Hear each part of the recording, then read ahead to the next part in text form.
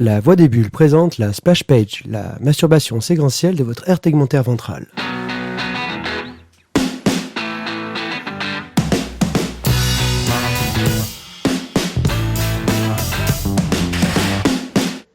Et bonsoir, de nouveau la splash page, la 8e. Ah là, tu l'as mieux tenu, Splash, t'as vu? Ouais. C'est mieux. Splash.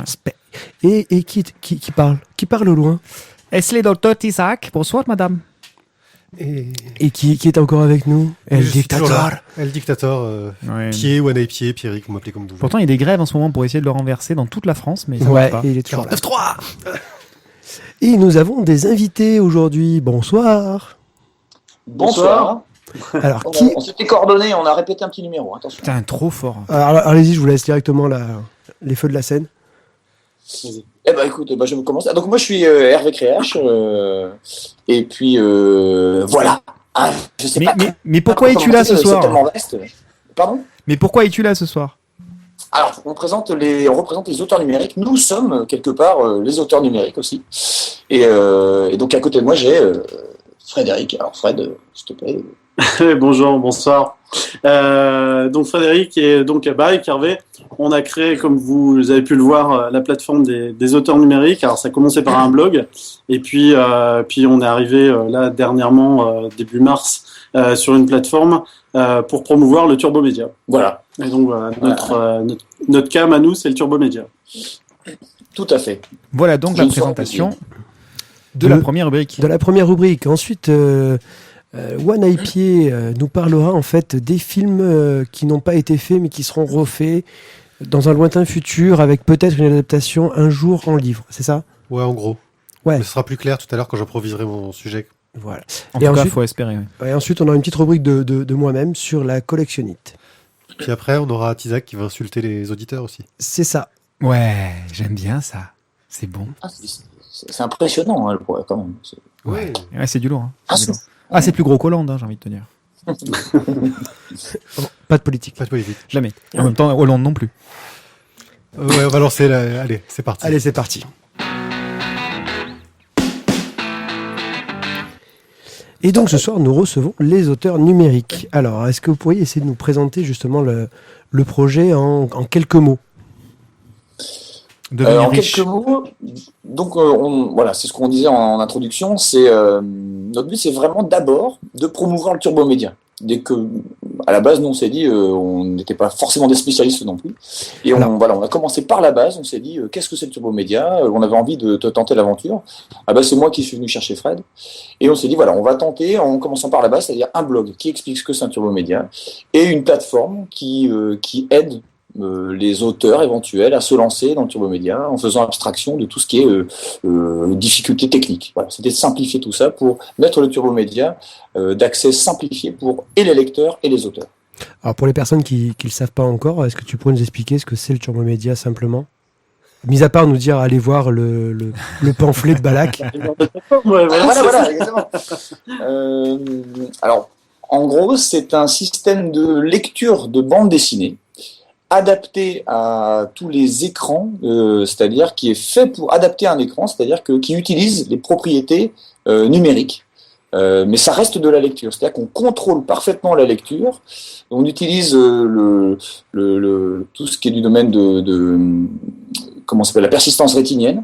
Donc c'est une suite d'images, un petit peu je répète un peu ce que disent tout le temps Balak aussi quand il en parle. Hein, c'est ça, c'est-à-dire que c'est comme un PowerPoint qui fait défiler des images, mais par contre effectivement dans lequel on va rajouter des petits éléments. On peut rajouter des transitions. On peut comme au cinéma, on peut rajouter éventuellement des effets de mouvement, des tout petits effets évidemment, parce qu'on n'est pas dans l'animation, on est dans la lecture. Donc le lecteur, il contrôle sa lecture comme s'il tournait des pages, mais il enchaîne les écrans. Le but, c'est de promouvoir un petit peu la lecture sur écran en utilisant, voilà, c'est ça, les propriétés du numérique. Et du coup, dans cette création-là de Turbo Média, ce qui est compliqué pour un dessinateur, c'est justement tout le côté numérique. Ouais, c'est le côté purement technique, technique qu'amène le numérique, quoi. Alors, moi, du coup, je parle pour mon expérience. Je suis vraiment un dessinateur à la base qui vient de la ligne claire. J'ai fait Saint-Luc, Bruxelles, case à case, machin, découpage en tablette de chocolat, 6 cases par page. Et donc, du coup, Vraiment, c'était un problème, hein, le côté technique. C'est pour ça que j'ai été voir Fred en me disant, il saura sûrement m'aider à passer ce côté-là, parce que je voulais pas réapprendre à utiliser des logiciels complètement comme Flash ou d'autres qui étaient vraiment très lourds à apprendre. C'était vraiment un apprentissage en soi. Ou même ne serait-ce que le codage, on me disait, si, il faut mettre les mains dans le codage. Je fais, oh là là. Bon, c'était vraiment une difficulté pour moi. Et quand j'étais voir Fred, lui, il était tout de suite partant. Hein. On était vraiment raccord en plus depuis plusieurs années sur l'idée de faire quelque chose tous les deux dans ce domaine-là. Dis-moi si je me trompe, il me semble. Hein. Non, l'idée c'est ça, c'est que en fait, Hervé en tant que dessinateur voyait pas trop comment faire.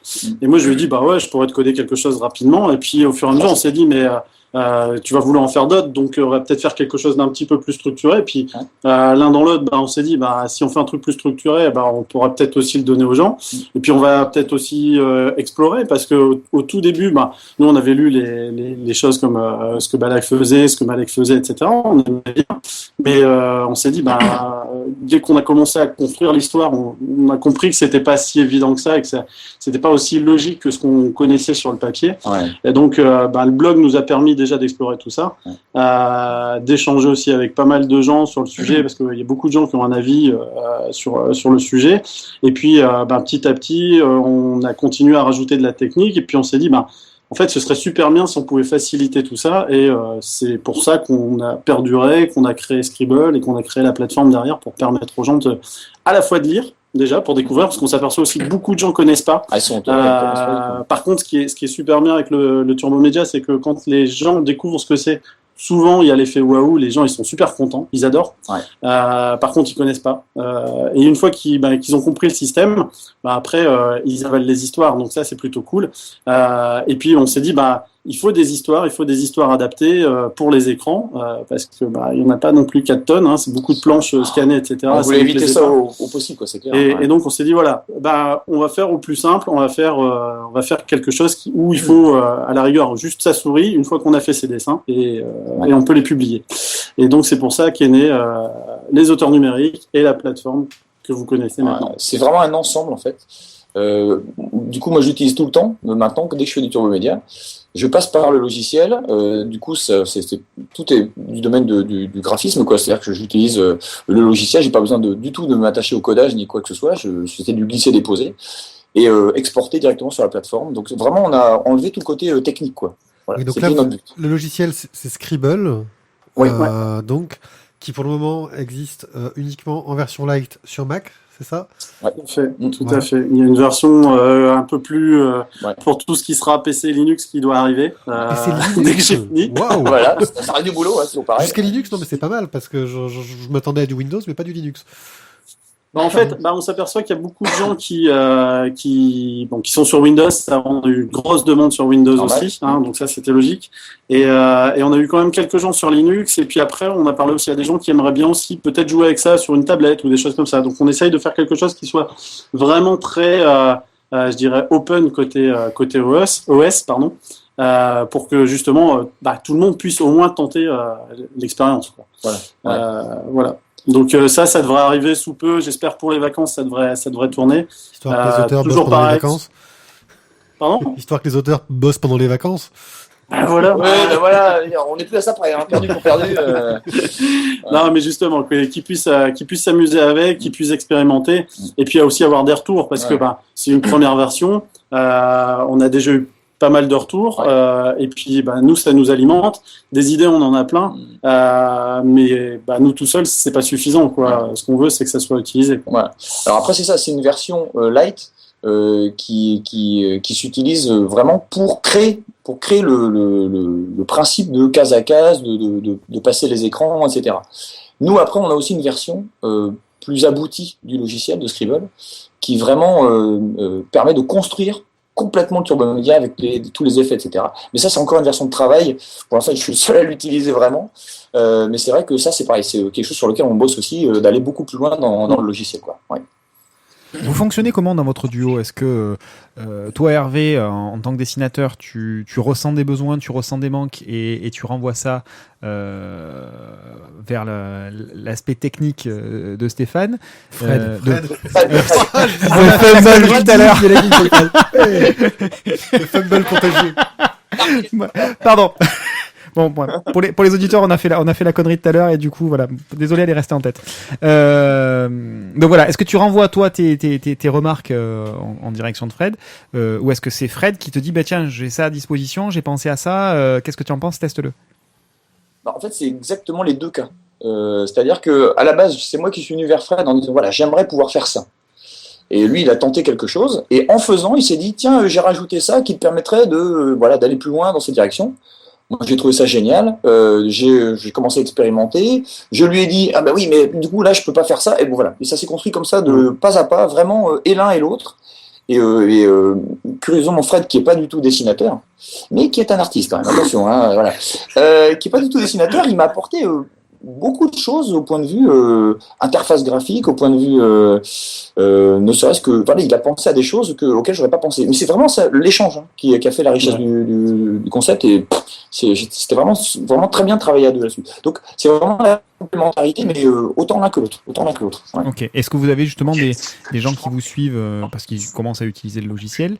Et donc par l'intermédiaire d'un forum ou autre qui vous disent bon mais j'aimerais bien faire ça, j'ai pas réussi, cette partie-là au niveau de l'ergonomie ça me dérange. Ouais, parce que c'est vrai que le Turbo Media c'est encore tout jeune, il y a encore je pense beaucoup de choses à écrire sur la façon de le faire, beaucoup de choses à théoriser aussi. Enfin c'est quelque chose qui pour le moment les gens le font un peu au feeling, même s'il commence à y avoir un petit peu, je vois Hervé, toi tu mets un peu des cours, j'ai envie de dire, ça ressemble à du cours de Turbo Media, ce que tu mets sur le blog.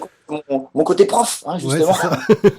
Ouais, ouais. Mais du coup, oui, c'est ça. On est parti en disant, on va essayer de créer entre guillemets un précédent. C'est-à-dire qu'effectivement, il n'existait rien qui amène un lecteur ou à savoir comment ça se passe du côté auteur, et amène un auteur à se dire mais par quoi je commence quoi. Et vraiment, quand on a lancé le projet, je n'y connaissais rien, mais vraiment rien. Mais ça m'intéressait. Je voyais le résultat comme ça en ligne, je trouvais, je me dis mais comment ça se construit? Mon vrai problème au début, c'était construire un storyboard. Comment découper un Turbo Media alors que c'est vraiment très différent d'un découpage de body traditionnel, quoi. Et donc du coup, voilà, sur le blog, c'était notre but à la base, c'était de montrer ce qu'on faisait dans l'ordre, étape après étape, l'avancée de notre progression et intellectuelle et technique, et tout en faisant le logiciel, petit à petit, on découvrait des choses. On se dit mais tiens, oui, effectivement, on peut découper comme ça, faire comme ça. Donc vraiment, ça s'est construit petit à petit. Mais la technique elle-même, en fait, c'est vraiment au service de ce qu'on voulait faire, quoi. C'est Fred qui arrivait en disant bah écoute, ce que tu m'as dit là, j'ai trouvé une façon de le faire. Finalement, c'était pas du tout comme ça qu'on pensait le faire à la base. Et finalement, voilà, ça marche très bien. Voilà. Donc les retours qu'on a souvent, c'est de deux sortes. C'est où pour l'instant, on attend une version Windows ou on attend une version plus élaborée, etc. Mais ce qui est normal, on s'y attendait. Mais quelle idée d'avoir commencé sur Mac, quoi. Voilà. Ou alors, oui, pour l'instant, oui, parce qu'en fait, on travaille tous les deux sur Mac à la base. Moi, je suis tout Mac à la maison depuis des années maintenant. Donc, on s'est dit, on va commencer par ça. Voilà. Et les autres types de retours qu'on a, pour l'instant, c'est essentiellement des auteurs qui n'osent pas aller jusqu'au bout, qui testent en se disant, ah oui, j'ai fait des essais et on verra bien. Mais il y a vraiment un côté étape à franchir, comme ça. Et finalement, c'est plus une étape intellectuelle à franchir que vraiment physique, parce qu'on a vu des effets faits par Scribble qui fonctionnent, quoi. Mais on sent que les auteurs, ils ont, je sais pas si c'est vraiment de la peur, mais il y a une étape à franchir qui n'osent pas pour l'instant. Je sais pas. Voilà, est-ce qu'après, il n'y a pas... C'est le côté jeune, je pense aussi, qui joue. Est-ce qu'il n'y a pas aussi un aspect pour un auteur de se dire, je vais me lancer dans le Turbo Media, mais déjà que j'ai du mal à vivre du format papier, me lancer dans le Turbo Media, je vais pas en vivre du tout. C'est pas une crainte de ce côté-là aussi.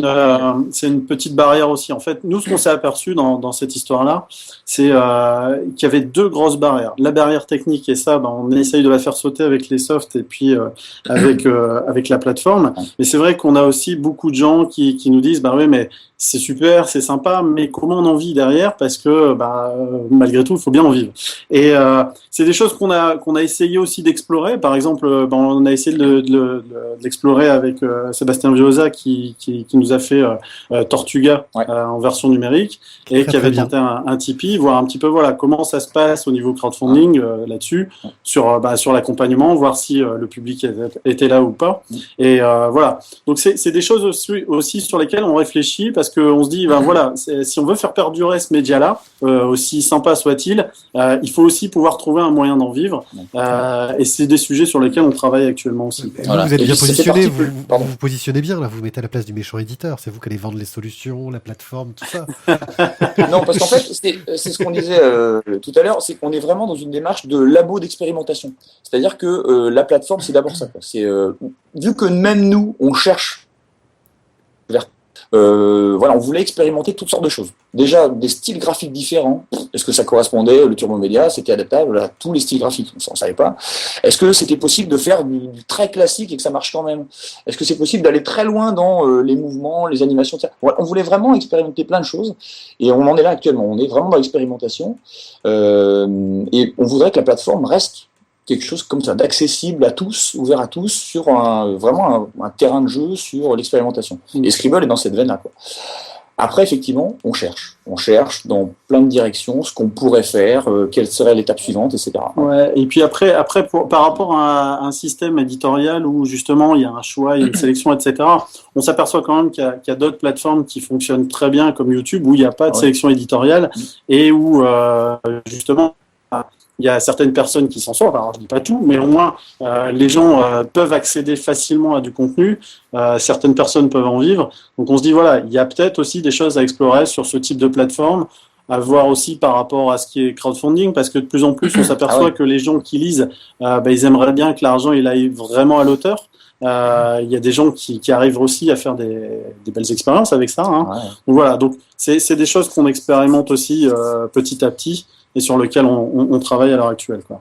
Et est-ce que vous êtes rentré en contact avec des éditeurs, je vais passer du côté obscur de la force entre guillemets, pour vous transformer ou en tout cas présenter le Scribble comme étant un outil fourni par tel ou tel éditeur à destination des auteurs qui voudraient basculer sur un format numérique. Et du coup, ça serait un éditeur papier qui commencerait à amorcer un virage vers le numérique, et vous seriez là pour leur fournir l'avancée de votre travail sur cet outil-là. On a vu quelques petits éditeurs, on va dire, je dirais de notre cercle de connaissances pour l'instant, histoire de voir un petit peu leur réaction, etc. Ça le terrain un peu, ouais. Ce qu'on s'aperçoit à l'heure actuelle, c'est que, alors peut-être pas sur du natif, parce que sur du natif où on part directement sur du Turbo Media, il y a de grandes chances que les auteurs, en utilisant le logiciel, peuvent créer leur Turbo Media tranquillement, et ils pourraient très bien l'utiliser avec un éditeur pour une commande ou quelque chose comme ça. Là, sur ce qu'on est en train d'expérimenter à l'heure actuelle avec le passage du papier vers le numérique, tout ce que de l'adaptation, en fait. on s'aperçoit quand même que c'est bien l'auteur qui va se dire oui, j'aime bien, j'aime pas, puisqu'on fait des tests avec plusieurs auteurs, et puis c'est la majorité de ce qu'on trouve sur la plateforme. Actuellement, la majorité de ce qu'on trouve sur la plateforme, c'est de l'adaptation de BD au format classique vers le Turbo Media. Parenthèse là-dessus, c'est parce que justement, on s'est dit la meilleure façon d'amorcer un petit peu le mouvement, c'est de nous prouver aux auteurs qu'on peut faire du Turbo Media sans rajouter de travail, en fait. Partir d'un matériau existant qui n'ait pas l'impression que ce soit du travail en plus dans un premier temps, qu'on peut montrer qu'on peut faire du Turbo Media avec des choses qui sont préexistantes et qui pourraient trouver une deuxième vie en ligne, quoi. C'est ce que Sébastien Vioza a fait avec Turbo Media, avec le Tortuga d'ailleurs. Je vais juste poser une question, en fait. La lecture, en fait, d'un Turbo Media se fait obligatoirement online, ou on peut le faire offline aussi? Alors pour l'instant, c'est typiquement le genre de choses qui nous sont arrivées avec la plateforme. C'est que pour l'instant on est parti sur une lecture online parce que c'était le plus simple. Mais en discutant avec pas mal de gens sur les salons, etc., on s'est aperçu qu'il y a une grosse demande aussi sur tout ce qui est offline. Par exemple, les gens qui veulent lire dans le métro, les gens qui veulent lire parce qu'ils sont chez le médecin en attendant, etc., ou qui veulent stocker un petit peu leur bibliothèque à eux. Et c'est aussi des choses, techniquement, qui sont pas impossibles et qu'on mettra certainement en place aussi dans un futur plus ou moins proche, parce que justement, on se dit, c'est aussi un moyen de pouvoir lire sa BD au moment où on le veut, sans avoir besoin de réseau, etc. Même si on a de plus en plus de réseaux, mais globalement, ça peut aider aussi, quoi. Mais c'est typiquement des interrogations qu'on a actuellement, hein, tout à fait. Et vous partiriez vers quel type de format, un peu J'ai une autre question avant que tu changes de format. Est-ce que du coup, est-ce que ça entraînerait pas justement un potentiel, on va dire, piratage du Turbo Media s'il devient offline, parce que ce serait des fichiers qu'on peut échanger et du coup, on peer-to-peer, on échange, on donne. Mais tu pourras en venir sur ton format. Le piratage, il n'est pas exclu, ça c'est sûr, mais maintenant des plateformes comme Deezer font aussi du offline. C'est pas pour autant que la plupart de leurs bandes son sont extraites, etc. Il y a toujours des moyens de parer à ça. Après, de toute façon, quand on achète un bouquin, on l'a chez soi, ça ne nous empêche pas de le prêter aussi à 2-3 de ses amis et de les lire. Donc, même s'il y avait du piratage, même s'il y a de l'exploitation, je dirais, annexe, je pense pas que c'est ça qui va mettre en péril, en fait, le média. Un peu comme ce qu'on a dit sur les disques avec le streaming, etc. Donc, c'est quelque chose qu'il faut qu'on prenne en compte automatiquement, parce que l'idée, c'est que c'est quand même une perte sèche, je dirais, pour l'auteur. Mais au final, je dirais, c'est dans les dommages collatéraux. Je pense qu'il faut faire partie du jeu. Surtout dans cette phase, à mon avis, de lancement de ce type de plateforme. Au contraire, ça permet d'augmenter le bouche à oreille et finalement de lire de manière gratuite en ligne ou lire de manière gratuite offline, et parce que c'est échangé, c'est un peu de la pub gratuite, quoi. C'est, en tout cas, dans un premier temps, tant qu'on n'est pas dans une démarche où le Turbo Média est rentré plus dans les mœurs et qu'il y a vraiment suffisamment de monde pour en faire un marché et avoir vraiment des ventes et ce genre de choses. Dans un premier temps, en tout cas, je pense que c'est bien, ça fait de la bonne publicité, quoi. Voilà, c'est ça. Le but, ça reste quand même de toute manière de faire connaître le média aux gens, quoi. Et vraiment, il y a un gros travail à faire à ce niveau-là, d'éducation à la lecture numérique. C'est pas évident. Vraiment. Et je le vois ne serait-ce qu'avec les jeunes, comme on disait, donc je suis enseignant aussi. Et quand on parle de BD numérique, tous les jeunes pensent d'abord Scantrad, quoi. Donc c'est vraiment un truc de dingue. Ah ouais, non, mais c'est une horreur. Forcément. Et donc, du coup, le côté page à l'écran, ils sont tout le temps là-dedans, quoi. Il n'y a pas encore la démarche de dire qu'est-ce qu'on peut faire d'autre pour raconter, ou pour lire, en tout cas, du point de vue lecteur, une histoire. Vraiment, il y a vraiment une question d'éducation à faire du lectorat, en fait. Et jusque-là, ils ne sont pas intéressés un peu au format numérique, comme le webtoon que essaye de mettre en avant Dailytoon, qui est plus proche, justement, de ce qu'ils connaissent avec le manga en Scantrad, quoi. Toi qui a pu sonder les jeunes là-dessus. En fait, ce qui est intéressant chez les jeunes, c'est que de toute manière, ils seront jamais contre rien. Voilà. On part du principe que là, ils sont toujours d'accord. Mais dès que ça demande un changement dans la façon de penser la lecture, dès qu'il faut faire un effort qui n'est pas habituel, il y a quelque chose qui a un genre de blocage. C'est-à-dire que on lit de gauche à droite et de haut en bas. Voilà. Et à partir du moment où, grâce au manga, on a réussi à changer le principe de dire on peut lire de droite à gauche, mais ça s'est pas fait du jour au lendemain, ce genre d'étape. Et il y a encore des gens qui disent oh là là, moi je préfère lire de gauche à droite. Donc quelque part, je pense que les jeunes, ils sont pas contre, mais à partir du moment où ça nécessite un effort, il y a quelque chose. Le webtoon, c'est une excellente démarche. Après, est-ce qu'effectivement je sais pas, est-ce que s'il y a quelque chose qui va se créer tout de suite dans la lecture, la façon de travailler, de lire la bande dessinée, je ne sais pas. Tout comme le Turbo Média. Ça semble évident au premier abord. Hein. On passait des écrans où on scrolle pour lire. Maintenant, est-ce qu'il y a un mieux que l'autre ? Je pense pas, c'est juste une façon de dire différente. Après, il faudrait faire vraiment des tests poussés. Actuellement, quand moi j'en parle avec mes élèves, les clubs BD que j'anime, etc. Le webtoon n'est pas très connu, la Turbo Média n'est pas très connu.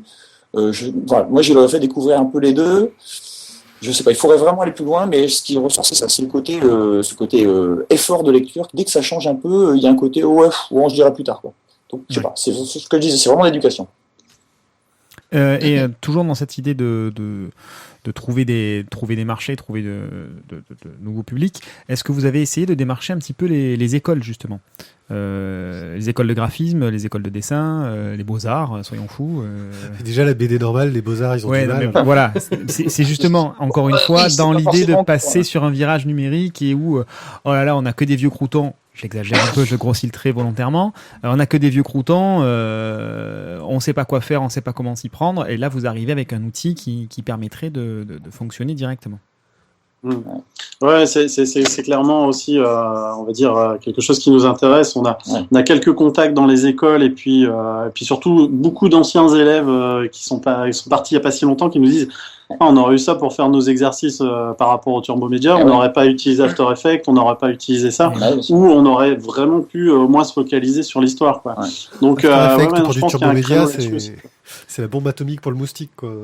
Ah bah, Ouais, mais malgré tout, quand les gens n'utilisent pas Flash, ils sont plus habitués. En fait, il y a aussi After Effects qui tourne là-dessus et on se dit, bah, de ce fait-là, on en fait des vidéos, on fait beaucoup d'animes, mais on fait plus du turbo, quoi. Donc, c'est plus, on perd le côté bande dessinée. Et voilà, et vraiment cet aspect bande dessinée, contrôle de la lecture, etc. On est en train, voilà, plus on va loin dans les effets, on perd ce côté simple en fait de la lecture, qu'elle soit numérique ou papier d'ailleurs. Et effectivement, les écoles, on a déjà parlé, on a déjà pensé, c'est quelque chose qui nous intéresse évidemment parce que outre le fait d'avoir un débouché pour des logiciels ou pour voilà, ne serait-ce que entre guillemets convaincre des jeunes auteurs que finalement Turbo Mania c'est quelque chose d'intéressant, ne serait-ce que voilà narrativement quoi. Voilà, c'est une façon de raconter l'histoire comme une autre, pas moins bien, c'est juste différent. Et c'est vrai que mais on le voit, ça commence à changer. De toute façon, les jeunes générations qui débutent dans les écoles de bande dessinée maintenant ou dans les écoles d'art, ils sont déjà de toute façon plus intéressés par la BD que ne l'étaient enfin, ne serait-ce que moi quand j'ai commencé, quand j'ai fait Saint-Luc à Bruxelles. Peut-être t'es vieux aussi. Oui, je sais, je suis vieux. Bon, voilà. Mais ce que je veux dire, c'est que voilà. Et à l'époque, on s'intéressait au numérique pour la mise en couleur, hein, simplement. À l'époque, je me rappelle, on avait fait un blog à Saint-Luc où on montrait nos pages de BD, voilà, scannées, on les mettait sur le blog. C'était vraiment le tout début. On avait l'impression d'être à la pointe. On n'en revenait pas. On disait, ouais, on monte sur Internet, on sait quoi. Bon, bref. Et maintenant, quand on voit ce qui existe, on rigole parce que c'est tellement loin. Mais voilà, je pense qu'il y a une évolution petit à petit qui se fait. Et le Turbo Mania, on est vraiment dans une charnière là où les étudiants commencent à y penser parce qu'on a vu Joffo et Mast qui faisaient des conférences dans les écoles de bande dessinée. Hein, donc je pense qu'on est vraiment dans une charnière où ça va intéresser les écoles, mais c'est toujours pareil, c'est comme les éditeurs. On n'ose pas s'y mettre complètement parce qu'on ne sait pas tout à fait encore si ça va vraiment s'ancrer à un moment donné dans la façon de lire. C'est pas encore si on va pouvoir faire de l'argent avec aussi. Il y a peut-être aussi cette problématique. Bah c'est le côté un peu pionnier, quoi. Tu te lances dedans, tu vas découvrir, et puis après tu verras où ça te mène, quoi. Ouais, tout à fait, exactement. Bien, merci beaucoup. On va donc passer à notre cher ingénieur son à la deuxième rubrique, un jingle. Quel talent, quel doigté. T'as dit jingle Jingle est apparu. Ça marche. Ça arrive pas souvent, ça. Non, mais à la pub, à la télé, ils font pareil, ils disent pub, il y a la pub. Hein. Allez, on t'écoute. Alors, en fait, je voudrais parler un peu d'une expérience que j'ai eue il y a quelques mois maintenant, parce que j'avais commencé à y réfléchir à cette rubrique il y a longtemps. J'ai vu Jodorowsky's Dune, un film de Frank Babbage, qui nous raconte l'histoire du film Dune par Jodorowsky qui ne s'est jamais fait. Vous n'avez pas fait la même chose pour un Sancho Panza, L'Incident de Mancha, mais qui va se faire au final. Il va se faire. Ouais, ok, d'accord. Mais sans Jean Rochefort, sans Johnny Depp, sans Vanessa Paradis, sans caméraman, sans cheval, sans budget, sans sable. À la Terry Gilliam, quoi. On va être bien, quoi. De toute façon, Terry Gilliam qui donne du budget et il le bouffe. Ouais, pas de texte, pas de décor, pas de costume, c'est une super idée, quoi. Donc, en gros, c'est un film qui est assez hallucinant parce que ça nous montre... Enfin, déjà, c'est une histoire qui a nourri des tonnes de fantasmes de geeks, quoi. Faut savoir que c'était un projet qui regroupait une équipe de fous furieux. Bon, déjà, t'avais Jodorowsky, qui était genre le cinéaste underground bizarre qui faisait peur à Hollywood, hein, clairement. Là, il se monte une équipe de petits jeunes pour se lancer dessus. Alors, il chope un petit Jean Giraud pour faire le storyboard. Qui ça Jean Giraud. Voilà. Jean Giraud. À l'époque, il n'était pas très très connu. Hein. Pour les décors, il se chope un certain H.R. Giger, un Suisse. Ouais, mais il fait que des trucs tout en noir. Un Suisse qui vit à Gruyère, ça ne s'invente pas. C'est vrai en plus. Oui, et qui fait des trucs assez sombres. Ouais, bah, en même temps, il est assez fan de trous. Hein, et des tonnes d'autres stars derrière. Et dans les acteurs, pour la musique, il avait chopé... Zut, c'était Pink Floyd, je crois. Hein. Ouais, c'est ça, c'était Pink Floyd pour la musique. Magma aussi. Un truc, mais complètement hallucinant. Il y avait Orson Welles qui devait jouer dedans. Il y avait Dali. Voilà. Tu vois le projet. Mais... Amanda Lear, oui, aussi. Bah oui, c'était la muse de Dali. Oh merde. Oui. Elle connaissait l'ouvreuse, c'est vrai. Je suis con. Donc, l'ouvreuse ou l'ouvreur? Elle est jeune. Ouais, oui, parce que oui, le projet date un peu d'il y a un petit moment. Effectivement, à l'époque, la viande était encore fraîche. Et c'était un projet complètement fou parce que c'était avant Star Wars. Donc tu Eh oui. imagines avant Star Wars, Eh oui. voilà, il faut savoir que ce projet fou avant Star Wars est génial. Il faut se souvenir quand même après Star Wars, on a eu Flash Gordon pour te dire que ça aurait pu être aussi peut-être ça. Peut-être moins bien. Je veux dire, c'est pour se donner une idée de la SF de l'époque. Hein. Voilà. Bref, le film n'a jamais vu le jour, mais ça avait été tellement travaillé, tellement bossé en amont, qu'il existe quasiment. C'est-à-dire qu'il existe Sur papier. Il existe un bouquin, un pavé. un pavé monstrueux qu'on peut voir dans certaines expos. Il me semble que moi je l'avais vu à une expo Mobius Miyazaki qui a vu à la Monnaie de Paris il y a quelques années.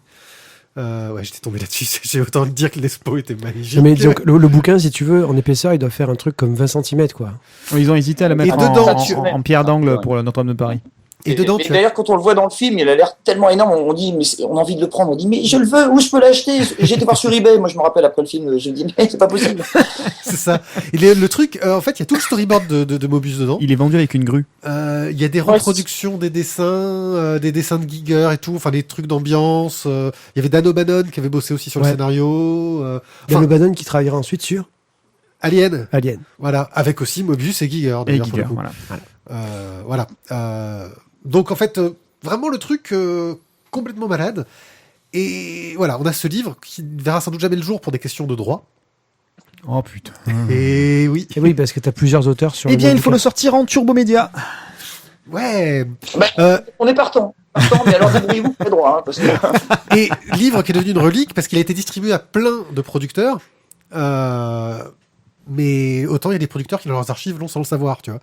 Je pense qu'ils savent qu'ils l'ont, tu vois. Non, mais il cale le meuble. Ouais, c'est ça, ouais. Bref, c'est un film qui a nourri beaucoup de fantasmes et qui, je pense, a nourri énormément de choses de science-fiction derrière, mais qui a aussi une suite assez étonnante, entre guillemets, c'est que Jodorowsky, après cet échec cinématographique, est devenu principalement scénariste de BD. La case des métabarons. Il a quasiment laissé tomber le cinéma, donc il a fait la case des métabarons et l'Incal surtout, avec Mobius, dans lequel il a repris beaucoup d'idées qu'il avait eues pour son Jodorowsky's Dune. Parce qu'il faut savoir que Dune, quand il a lancé le projet, il l'avait pas lu, hein, il savait pas ce que c'était. Comme c'était à la mode, que le producteur lui a dit « Ah ouais, on pourrait faire un film ensemble », il dit « Ouais, on peut faire Dune ». Et là, il a dit banco, mais il avait jamais lu Dune. Il savait même pas de quoi ça parlait. Voilà. Oh merde. Je crois que c'était Amanda Lear qui aimait bien et qui lui a dit « Ah ouais, ça serait cool ». Oh putain, bah aujourd'hui il aurait fait un musso quoi. Oh merde. Et merde. Oh merde. Ah, c'était une autre époque. En attendant demain, ou Pourquoi t'es parti pourquoi t'es parti, ou Reviens mais pas trop vite. par la fenêtre je t'ai vu. Et donc, c'est déjà, bon, le film est grandiose, il est super intéressant à voir. Dans le trou de la serrure, tu étais. Parce qu'ils ont animé, en plus, des séquences. Ils ont s'amusé à animer un peu des séquences du storyboard pour nous montrer ce qu'aurait pu donner le film. Et donc, c'est assez magique. Et donc, Jodorowsky Ça c'est pour appâter les financiers ça. Pour l'Incal. Qu'il a ensuite développé après l'Incal, avant l'Incal, la case des métabarons, enfin tout son univers gigantesque là-dessus. Et c'est assez marrant parce que c'est une époque où en fait la BD se nourrissait du cinéma, alors que maintenant on est un peu à l'inverse. Ça fait quelques années que maintenant c'est le cinéma qui va se chercher dans la BD. C'est vrai, ils ont fait Marsupilami. Ouais. Mais je connais un autre cinéaste qui a aussi eu un peu ce genre de façon de faire. C'est Darren Aronofsky. Donc Darren Aronofsky, c'est un cinéaste qui est très connu pour Requiem for a Dream. Sauf que Darren Aronofsky, il fait un peu des trucs... Chronos Quartet. Oui, le truc que tous les étudiants mettent dans leurs films parce que ça fait pour faire des scènes de peur. Ouais, ça fait peur. Voilà. S'ils mettent aussi la musique de Saw. Et Shining, non aussi. Non, Shining, c'est trop vieux. Non, c'est trop vieux ça. Puis c'est que du classique dans Shining. Ils ont pas retrouvé la cassette. La VHS. Oh, pardon. Bon, vas-y, continue, parce que là, du coup, on traîne. Voilà, et Darren Aronofsky, lui, avait eu beaucoup de projets qu'il n'a pas réussi à faire forcément, malgré le succès de Requiem for a Dream. Il a vu The Fountain. The Fountain qui a été adapté en film, hein, sauf qu'il a d'abord sorti en BD. Avec Kent Williams au dessin, si je me souviens bien, qui est un tueur. Enfin, la BD est superbe, elle est magnifique, c'est un petit bijou, c'est génial. Mais il a eu un autre problème avec un autre film, Noé. J'ai pas vu Noé, hein, je sais pas ce que vaut le film. C'est la pub avec les licornes, c'est ça? Hein? Merci Tizak. Oui, non, c'est pas celle-là. Les licornes qui font caca de l'arc-en-ciel? Non, c'est pas ça. Non, c'est pas ça. C'est la pub Canal. C'est pas ça. Noé, qui l'a sorti et... Là, on préfère s'en aller, excuse-moi. J'ai vu la vidéo, mais j'ai pas été... Si, j'étais jusqu'au bout. Oubliez ce que je viens de dire. Et donc Noé, c'était Nico Henrichon qui était au dessin. Nico Henrichon que l'on connaît pour Pride of Baghdad. Pride of Baghdad. Super dessinateur. Et donc la question que je me pose, c'est On a fait une super conférence là-dessus. est-ce que à une époque, est-ce que voilà, la bande dessinée n'a pas toujours été peut-être un peu le cinéma du pauvre. Le gars il se dit oh là là, j'aurai jamais les budgets, je vais faire une BD. La solution facile un peu pour te faire un truc à gros budget, alors qu'en fait, toi tu veux pas faire de la BD, tu veux faire du cinéma. La BD c'est pour les gosses, tu vois. Et voilà, c'est une question que je me posais. Et là, je sais qu'on a. Pour le prix d'une planche, tu peux faire ce que tu veux en BD. C'est ça le truc. Voilà. Et puis en plus, tu Mais payes, pour le tu prix payes la d'un même, film, tu payes tu la peux même sortir. misère la planche, quel que soit le nombre de traits qu'il y a Voilà, dedans. exactement. Et puis, non, je pense que le mieux, c'est même pas la planche, c'est le forfait. Le forfait, oui. Le forfait, parce que du coup, là, tu lui demandes, tu lui donnes une histoire et tu lui dis, voilà, vas-y. Et t'as pas besoin d'équipe. C'est ça, tout seul, comme un grand. Donc voilà, alors là je demande aux auditeurs s'ils ont d'autres exemples de bandes dessinées qui viennent de projets de films qui n'ont pas abouti. Alors Darren Aronofsky, lui, il a eu du bol, hein. À chaque fois, il a réussi à avoir les financements pour faire ses films derrière. Et quand je vois la bande-annonce de Noé, je me dis qu'il a eu de beaux financements quand même. Je sais pas ce que vaut le film, mais la bande-annonce, tu vois qu'il y a des sous quand même dedans. Mm. Alors, Donc, j'ai un exemple intéressant à ce niveau-là parce que il faut que je relise, je sais pas où j'ai trouvé cet article-là, mais il me semble que Frank Miller avait dit que après sa mauvaise expérience sur Robocop 2, puisque c'est lui qui avait fait le scénario de Robocop 2, Ouais. il était tellement déçu du cinéma à ce moment-là, parce que bon, on sait qu'il a repris par la suite, mais à ce moment-là, il était tellement déçu du cinéma que Là, c'est ses pas lui idées qui a été pour déçu quand il a Robocop repris 2 le qui avaient pas été voilà. Et ces idées qui n'avaient pas été utilisées pour Robocop 2, il a décidé de les réutiliser, et c'est là qu'il a lancé Sin City. D'accord, oui, Donc, c'est- du coup, il me semble que bel ouais, exemple. c'est lié avec la déception, je crois. Ouais. Parce que, du coup, Sin City dans Robocop 2, ça aurait pu faire un bon film. Parce que Eh Robocop bien oui, 2, c'est ça, on se c'était quand dit même à une merde, quoi. à la place de Marv, on met Robocop, mais c'est pas totalement idiot. Hein. Ouais, ouais. C'est le même personnage, ouais. Pas mal comme exemple, ça. Ça, j'aime beaucoup. Bon, Sin City 2, beaucoup moins. j'ai pas C'est vu. peut-être le J'ai chiffre pas vu. 2 qui pose C'est le 2 problème. qui pose problème. C'est peut-être le chiffre 2 qui pose problème. Les suites, c'est pas terrible. Donc voilà, donc si vous avez des exemples, d'autres choses, merci en tout cas parce que effectivement, je savais qu'il y avait un lien entre Robocop 2 et Frank Miller, mais je savais pas que c'est ce qui avait pu mener à Sin City. Parce que Est-ce qu'il y a un lien entre Robocop 2 et les licornes? non, Bon, allez, on arrête tout, laisse tomber. je crois qu'il va Faut falloir faut t'arrêter avec les licornes, je pense. je crois qu'il va Non, falloir mais qu'on passe. je vois bien les bières qui circulent, on a dit stop. Passons à la rubrique suivante, non, c'est ça? C'est toi qui vois. Moi, Donc je- voilà, vous n'hésitez pas à nous laisser donc dans les commentaires tout un tas d'exemples et on se fera un plaisir d'en reparler dans la prochaine émission. Bah, je pense que de toute façon, maintenant, tu commences à avoir quand même beaucoup plus de liens qui se font de toute façon entre tous les médias, quoi. Bande dessinée, entre guillemets, même Internet et le Maintenant, tu cinéma. lances des projets transmédia. Mais oui, non, mais c'est ça. Exactement, c'est vrai. Hein. Quand on voit tout ce qui se lance là-dessus, ne serait-ce que le Turbo Média, puisqu'on en parle nous, bah, c'est quelque part, c'est un projet de mélange entre les transitions cinématographies et puis l'engagement dessiné. Hein. On est vraiment là-dedans. clairement. Ouais, c'est le vrai crossover vraiment bien mélangé. Ouais. Une grande réussite en transmédia, ça reste Pokémon. Voilà. Je m'arrêterai là-dessus. Oui, arrête-toi là-dessus. Ouais, vive les licornes. On revient toujours sur les licornes, c'est ce que je veux dire. Sans transition, Sans rubrique transition, suivante. donc faut que je transitionne avec une licorne. La collectionnite des licornes. La collectionnite. Ça aurait pu fonctionner avec une licorne, mais non. La collectionnite, qu'est-ce que c'est? Alors, bon, je sais, je fais toujours un peu référence à mon enfance, mais oui, tout petit, j'ai collectionné assez fiévreusement mes cartes de Jace et les Conquérants de la Lumière, les cartes Masque, les cartes Cobra. Je ne vais pas vous parler de ma collection de Crado. Art Spiegelman a bossé dessus. Ouais. Ça, Et c'est pas là, la classe. du coup, tu vois, je regarde ma collection de Crado avec un autre œil quand même. Mais du coup, je vais parler de la belle époque. Magic the Gathering. Comment The Gathering? The Gathering. Ah, The Gathering. Et oui, parce que ça, moi, j'ai découvert ça en anglais, bien sûr. Voilà, le dragon Shivan et autres, dont Non, le Shivan Dragon. moi, le dragon Shivan, s'il vous plaît. Parce que sinon, Mais je la traduis, version sinon, française, je comprends pas, tu vois. La seule édition française, non, c'est même pas la peine d'en parler. Bord noir. Voilà. Donc, le dragon Shivan, dont la rareté se mesurait en fait au nombre de mecs qui étaient prêts à l'époque à prostituer leur mère pour que tu leur donnes. Ben oui, parce que C'est pas faux. on est à peu près, on est prêt à tout à l'adolescence, parce que surtout on n'a pas de copine. Toi, ça devait être ta grand-mère parce que t'avais qu'un dragonnet. J'avais 2 Shivan. Alors, Et il y en avait d'autres qui avaient le Black Lotus, qui était tout aussi recherché. Hein. Ah oui, non, mais Ah ouais, Black le Lotus, Black là, Lotus, c'est un mythe. Là, C'est un tu avais mythe. vendu les reins de ta mère. Ces trucs, tu le mets à la banque maintenant. Alors, ensuite, bien sûr, lassé de ce hobby, j'ai pris du recul pour me concentrer sur les vraies choses de la vie, le seul centre d'intérêt qui vaille la peine, le sexe opposé. Avec ce recul nécessaire, j'ai découvert que tout se collectionne. À l'adolescence, c'est pas forcément l'opposé, c'est celui Non, pendant opposé. l'époque Magic, c'était le sexe personnel, individuel, en pronom réfléchi. Ne t'inquiète pas, Isaac, tu vas avoir ton heure de gloire. Merci. Avec le recul nécessaire, j'ai découvert en fait que tout se collectionne. Les amis Facebook, les followers Twitter, les petites voitures, la longueur de sa collection de j'aime lire, des voilà. tableaux, des grands crus, les robes de haute couture, les paires de pompes. Tout se collectionne. Les bouchons, les capotes pas usagées. Il vaut mieux d'ailleurs, sinon ce serait en fait une nouvelle classe de hentai pour l'apéro du Et capitaine. avec Fred, on se disait justement qu'on avait bien fait de venir. Ah, les connaisseurs. Alors, tout ça, en fait, pour aller où? Qu'est-ce qui fait la rareté d'une chose? Deux. Oula. Soit elle est rare, exemple, 1 ou 2 photos du Yeti, ou peut-être que c'était le docteur Tizak dans son jardin. Ah oui, C'est mais possible. De dos, je me penchais. Exactement. Soit, en fait, la demande est très forte. Par exemple, un programme politique novateur pour 2017, là, il y aurait du monde au portillon. On avait dit pas de politique. Putain, il a mis le mot politique et le mot novateur dans la même phrase. Ça, c'est chaud quand même. Alors, on va prendre en fait le Et cas attends, numéro. il va placer du camp qui fait caca. On attend. Ça sera au programme. Alors, on va prendre en fait le cas numéro 1, c'est-à-dire que l'objet est rare. On va imaginer une BD qui est éditée à 3000 exemplaires. Pop, ça arrive en librairie, ça se vend bien.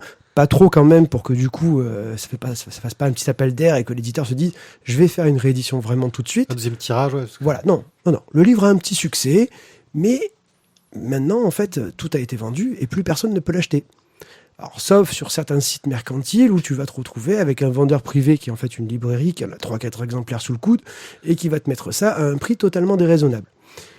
Classique. Pour peu qu'en plus, ils aient chopé une petite dédicace dedans. Et alors Ouais, là, j'allais le dire, ouais. c'est banco. Alors, en fait, là, blâme, quoi. Là, l'édition, en fait, vient de créer un objet de collection. Alors, pas parce qu'il est beau, pas parce qu'il est exceptionnel. Non, en fait, juste parce qu'il n'y en a pas assez. Alors, bien sûr, là, j'entends dans les petits gars qui vont me dire « Ouais, mais en fait, dans mon tome, moi, j'ai mis un petit cahier graphique, c'est wesh, trop beau. Ok. Non, mais attends, moi, en fait, j'ai ajouté les 15 couvertures qui ont été refusées par mon éditeur, tu vois. Et là, pose-toi la question, pourquoi ton éditeur a refusé tes 15 couvertures? Mais, voilà, là n'est pas le sujet, on va pas traiter de ça. Ah, attendez, j'entends un mail du Panama de monsieur Jacques G. Alors oui, nous faisons de l'édition de qualité, nous faisons des éditions intégrales, des coffrets de luxe édités en peu d'exemplaires pour magnifier le travail des auteurs et que leurs œuvres restent dans la mémoire collective.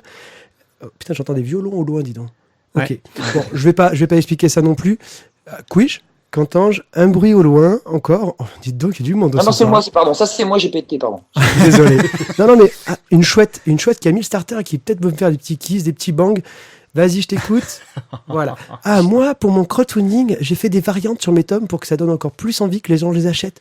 Le tome casse-dédié, le tome casse-dédié avec mon sang, celui que j'ai casse-dédié avec le sang du voisin, celui avec celui de mon chat. Stop, auteur. Voilà, je t'aime énormément, je suis prêt à tout pour toi, je suis prêt à dépenser de l'argent pour toi, certes. Mais est-ce que le livre papier n'est pas en train de devenir une sorte de collector, une sorte de relique d'un temps perdu que les vieux cons comme nous regarderont sans doute avec un certain regret. Voilà, vous avez 20 minutes, messieurs. Oh merde, putain, c'est le dernier sujet de philo. Je sais pas réviser. Oula, donc tu peux répéter la question? Le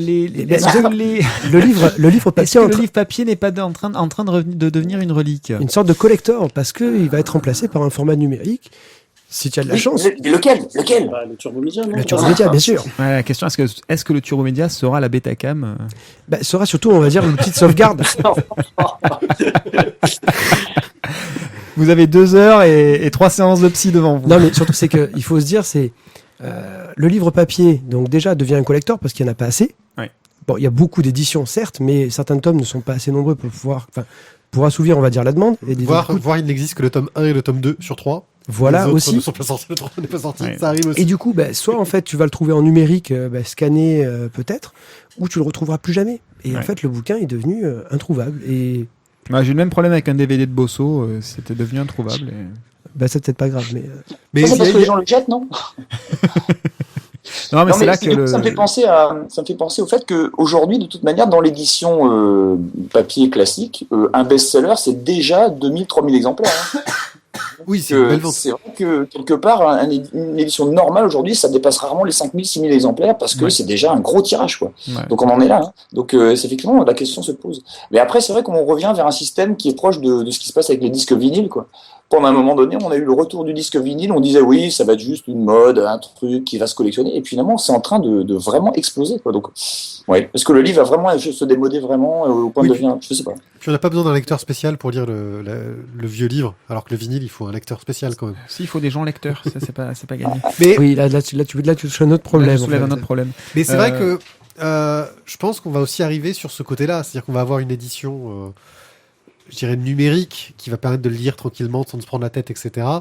Et on va avoir des éditions, justement, je pense, dites de luxe, où on va avoir du bonus, du beau papier, etc. On va avoir sans doute des BD plus chers, mais avec des trucs en plus. C'est ce que j'allais te dire, Ouais. c'est que si je reprends l'analogie avec les vinyles, c'est un petit peu ce qui se passe. C'est-à-dire qu'on se retrouve avec des galettes qui sont pas éditées en grande quantité, qui ont toujours la petite jaquette qui est tip-top.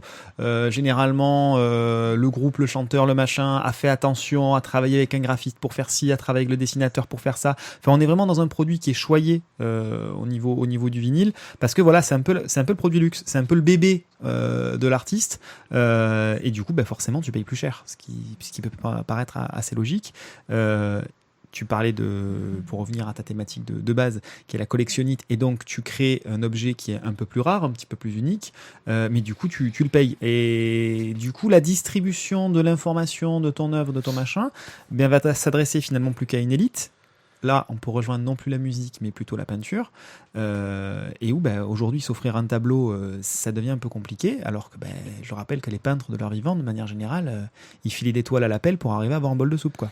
Mais pour dédouaner un peu l'éditeur aussi sur le sujet, l'éditeur se retrouve aussi obligé de mettre des bonus à la con, comme tu dis, les 15e couvertures, tout ce que tu veux, parce que comme il fait des tirages plus petits, forcément ça lui coûte plus cher à produire, et donc il va falloir qu'il justifie le prix élevé du bouquin qu'il va vendre.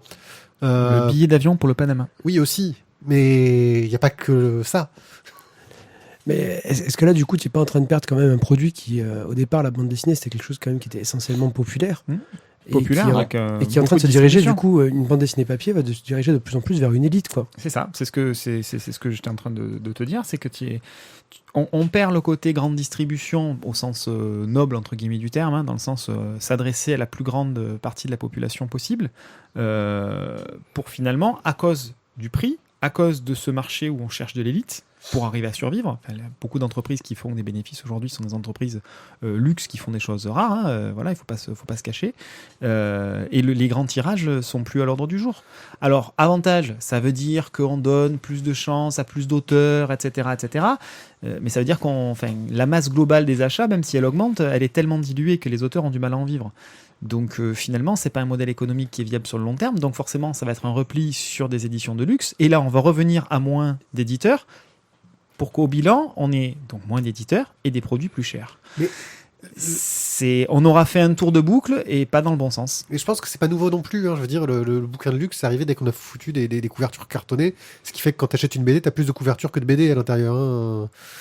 En termes de place sur les étagères, c'est pas fantastique. Tu compares maintenant avec ce qui est populaire et ce qui marche. On est sur du petit format noir et blanc avec plein de pages. C'est le manga. Couverture souple. Ça coûte pas cher à produire. Il y a beaucoup de lectures et ça marche.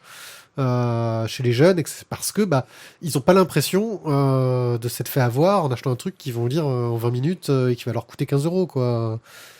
Voilà. Ouais, mais en même temps, oui. Mais c'est justement là aussi où on doit différencier l'objet, le livre en lui-même, et puis l'histoire. C'est-à-dire que il y a aussi du temps de passer sur l'histoire et il faut quand même qu'elle soit rentabilisée pour l'auteur. Et la voie du numérique, ça leur permet justement, de la faire perdurer beaucoup plus longtemps sur le marché que sur du papier. Et inversement, comme l'objet en lui-même, il intéresse déjà pas la même catégorie, parce qu'il y a des gens qui veulent juste lire. Il y a pas, tout le monde ne veut pas automatiquement avoir des BD chez soi. C'est pas trop gênant que les prix montent, mais de toute façon ils montent en plus mécaniquement de plus en plus. Mais c'est pour ça que je pense qu'il faut pouvoir exploiter une histoire sur différents formats. et que le numérique, ça permet justement de s'affranchir de tous des coûts de redistribution, de réimpression par la suite, quoi. Et donc de ce fait-là, on redevient populaire et on redevient accessible au grand marché.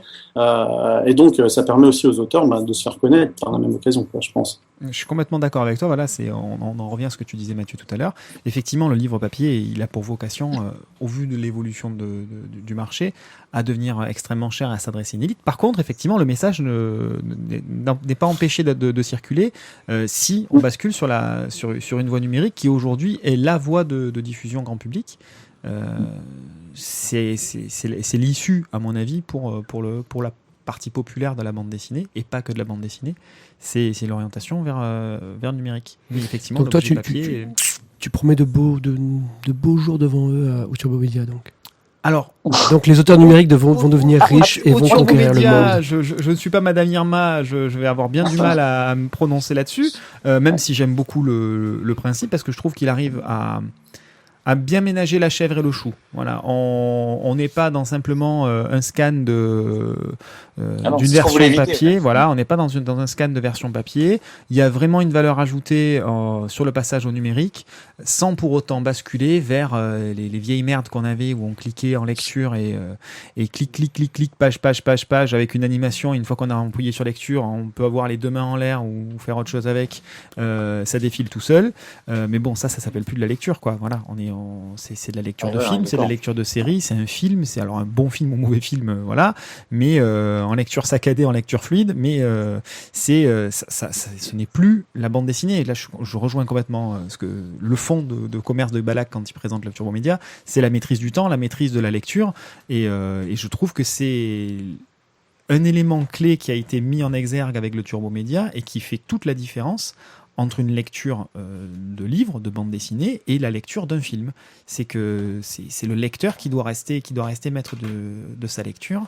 Et le Turbo Média permet ça. Alors, est-ce que dans les années à venir, est-ce qu'il n'y aurait pas d'autres idées qui permettront de la même chose en mieux, en plus simple, en plus simplifié? J'en sais rien, ça je suis pas devin, encore une fois. En attendant, aujourd'hui, le Turbo Média répond à cette problématique qui est essentielle. Et voilà, j'espère que ça sera pas un coup d'épée dans l'eau que ce bon support, parce que voilà, vraiment, il apporte de bonnes choses. Il reste après la problématique de la pérennité des supports numériques. Seront-ils encore lisibles dans quelques années, tandis qu'un livre bien conservé...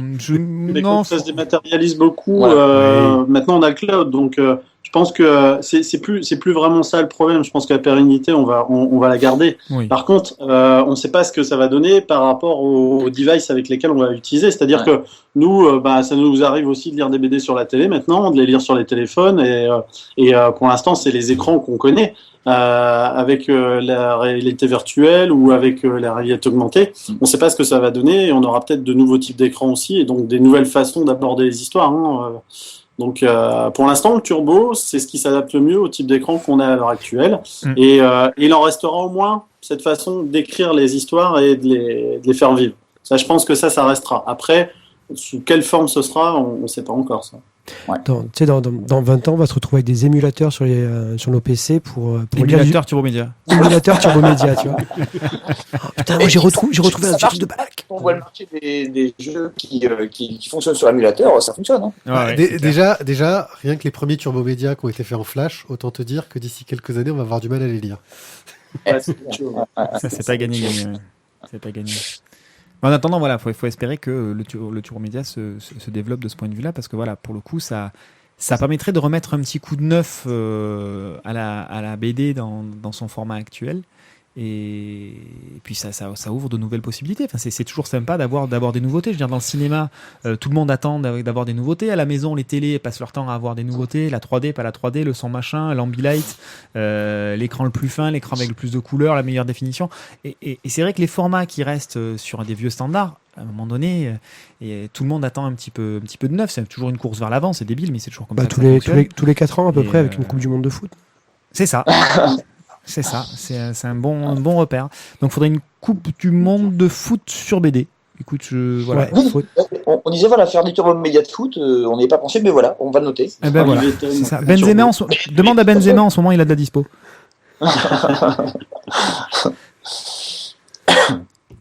Bon, je crois qu'on a fait à peu près le tour, les gars, non ? Ouais. Ouais. Est-ce que vous avez encore un message à faire passer, un avis de recherche pour un chien Non, a priori, on a fait le tour aussi. On est content d'avoir pu présenter un peu ce qu'on faisait aussi avec vous, donc on vous remercie pour ça. Mais je crois que t'as pas ta rubrique, toi.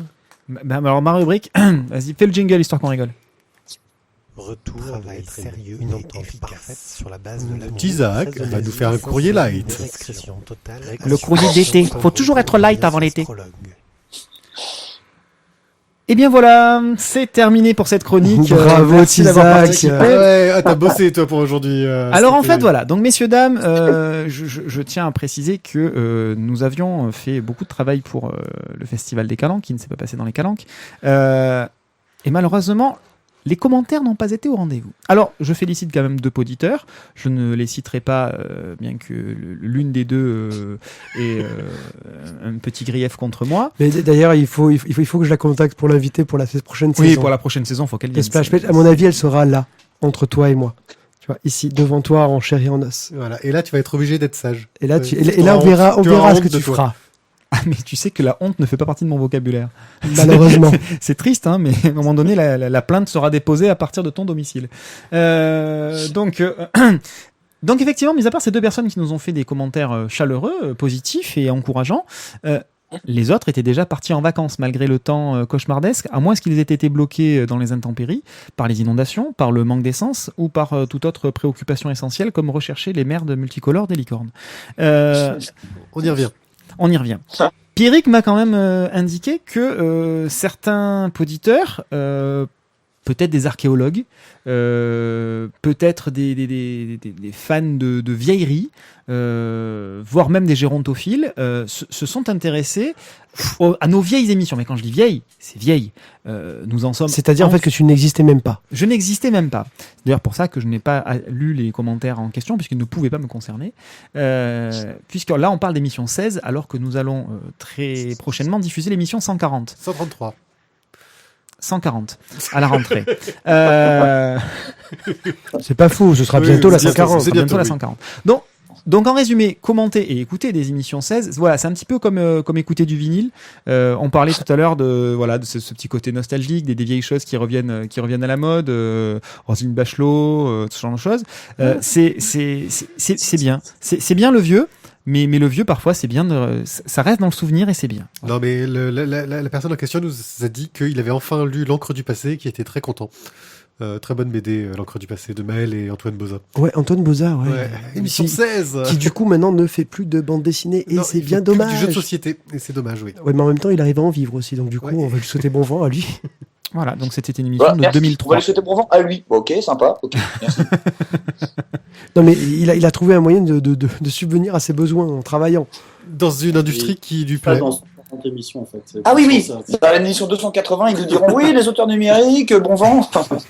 C'est Nanty, là, comme ça, maintenant, Non, mais il château en Espagne. D'ici là, Depuis qu'ils ont racheté Glénat. Non, moi j'avais dit qu'ils allaient racheter. J'avais pensé qu'ils allaient acheter Apple, tu vois.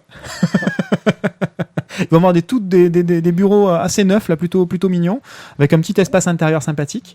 Donc voilà, écoutez, c'est tout ce qu'on peut vous souhaiter. Donc en attendant, chers auditeurs, les commentaires, c'est pas facultatif, parce que sinon la rubrique. Mais moi, j'ai rien à faire dedans. Je vais me retrouver au chômage et je vais devoir faire de la BD. Tu pourrais faire autre chose que les... Enfin... Non. Pied. C'est déjà une discussion qu'on a eue tout à l'heure autour de la pizza. Ça a été mal perçu. Ouais, Rappelle-toi, il faut y aller tout doucement. Tu sais, il faut on va ménager. on va y arriver. Distiller l'information. Bon, eh bien, merci Messieurs. à tous. Donc, du coup, quand même, oui, je vous souhaite le meilleur possible parce que clairement, je pense que le Turbo Média est le futur, on va dire, de la production bande dessinée et un moyen, en tout cas, surtout pour les auteurs de vivre, je pense, dignement de leur art. Donc, bonne continuation à vous et j'espère bientôt voir du Turbo Média partout avec un format économique qui fonctionne. Et oui, on travaille dessus aussi, hein, donc forcément, on en reparlera dès qu'on aura plus de pistes, mais c'est vrai que c'est pareil, on y pense, on y travaille. N'hésitez pas à revenir vers nous, on vous fera de la pub auprès de nos milliards d'auditeurs. Et bien sûr, et merci beaucoup, merci à vous de l'avoir reçu pour l'invitation. Avec grand plaisir, c'était très sympa. Bah, il va falloir que les gens nous retrouvent où ? Sur la voie des bulles .fr ou sur iTunes, s'ils ont plein envie, d'étoiles. ou sur Podcast Addict, ce sera plus simple en fait. Ouais, parce qu'iTunes, ça fait, je crois, quelques années qu'on n'a pas eu de commentaires. C'est ça. Depuis l'émission 16. Voilà. Allez, merci beaucoup. Ciao, ciao. Ciao, ciao. Bonne soirée. Au revoir. She's never for the face off.